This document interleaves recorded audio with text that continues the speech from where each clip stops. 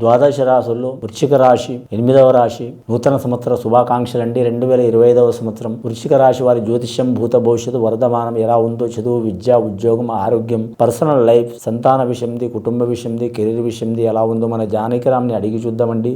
2025వ సంవత్సరం ఎలా ఉందో వృశ్చిక రాశి వారిది. వృశ్చిక లగ్నంలో పుట్టినవారు, అలాగే జ్యేష్ఠ నక్షత్రంలో పుట్టినవారు, అలాగే అనురాధ నక్షత్రంలో పుట్టినవారు, వారి జాతక బలం, భవిష్యత్తు బలం ఎలా ఉందో మన జానకిరామ్ని అడిగి చూద్దాం.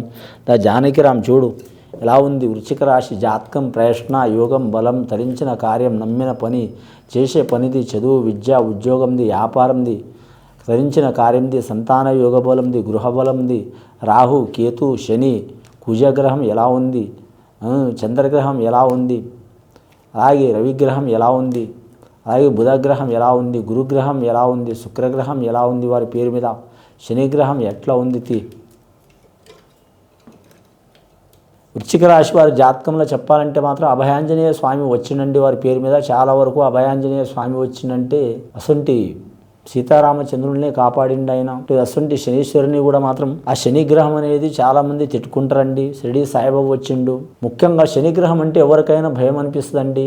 అబ్బా శని, అయ్యో శని, ఇదేం శని అన్నట్టు అనుకుంటారు. కానీ మాత్రం శనిగ్రహం ఇచ్చేంత మంచి ఫలితం ఇవ్వరండి. ఎందుకంటే మాత్రం చాలా వరకు మాత్రం ధర్మప్రదంగా నడిచే గ్రహాల్లో మాత్రం శనిది మొదటి స్థానం అండి.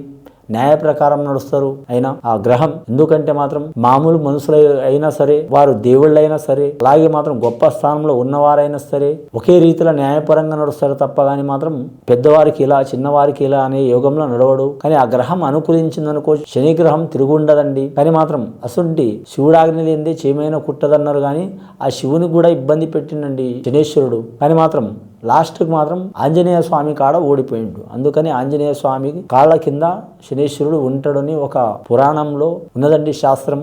కాబట్టి ఆంజనేయ స్వామి కాళ్ళు మొక్కవద్దండి. ఎక్కడైనా మాత్రం పూజ చేయొచ్చు. శరీరంలో అన్ని భాగాలు పూజ చేయొచ్చండి, నమస్కారం చేయొచ్చు. అలాగే ఆంజనేయ స్వామి మంగళవారం కానీ, శనివారం కానీ, స్త్రీలు కావచ్చు, పురుషులు కావచ్చు, బాలలు కావచ్చు, బాలికలు కావచ్చు, స్త్రీలు ఒక పూజ చేయని టైంలో చేయకూడదు. ఈ వృశ్చిక రాశి వారు ఖచ్చితంగా ఆంజనేయ స్వామిని కూడా పూజ చేయడం చాలా వరకు మంచిదండి. అభయాంజనేయ స్వామి వచ్చిండు. మీ మీద ఎన్ని ఇబ్బందులు, చిక్కులు, చికాకులు వచ్చినా 2025వ సంవత్సరం మీరు పోరాడి గెలిచే అవకాశం ఉంటుందండి. రాజకీయ రంగం కావచ్చు, ఏ రంగంలో అయినా సరే మాత్రం సర్వే జన సుఖినో భవంతో లెక్క మీకు తప్పకుండా మంచి జరిగే అవకాశం ఉంటుందండి. ఇది విని చూసి ఆచరించే వారికి, వృశ్చిక రాశి వారికి మంచి ఫలితాలు కలుగుతాయండి. శుభం భూయాత్.